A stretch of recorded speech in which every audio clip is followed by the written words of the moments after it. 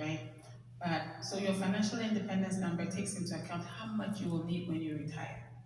So usually what they do is take the age when you want to retire, they take your monthly expenses, how much you need every month, right? So let's say somebody says, I want to retire at 60 or 65, but every month I need about 5,000 or maybe 10,000 for my bills, my expenses. You have to multiply that 5,000 by 12 to get the yearly amount. And then you have to multiply that by at least 30 years, because if you're in retirement for about 30 years, will you have enough?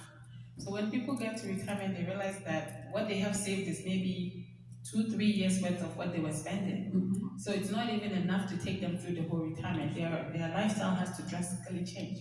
So what happens is that these companies will take that bulk amount of money and they'll structure an agreement with you that says, we'll give you this much every month for the rest of your life. Which means that, for example, I structured an annuity for a lady who she had $500,000 saved by the end of her retirement. Now she's been working over 30 years and she was making about 100,000 a year. So that is not even up to 6 years of what she was making, right? So it sounds like a lot of money, but by the time you take into consideration taxes and you take into consideration that was what she would have made in 5 years, that was not going to be enough. But the annuity company took that 500,000, they invested it, and they came up with an agreement that every year they'll give her 60,000 for the rest of her life. What that means is that in 10 years she would have already spent what she gave them, but the rest of those years they are the ones paying out. Some people say, "What if I die early?" What if I die early? If you die early, it goes to your beneficiary. So the rest of the money.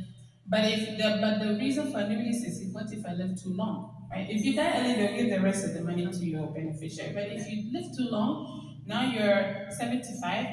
Do you want to go back to work again? No. But if they've structured that agreement, they'll keep giving you that money. So if you live up to 100, it's on them, right? But if you, let's say, you die too soon, then they give the rest of the whatever you brought to your family.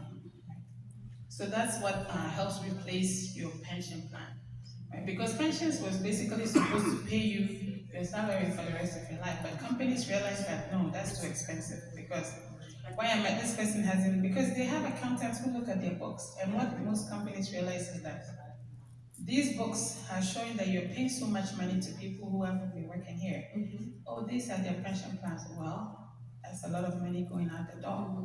So when this 401k came out, which was supposed to be a supplement for pension, they now jumped on it as a retirement plan instead of the supplement it was supposed to be.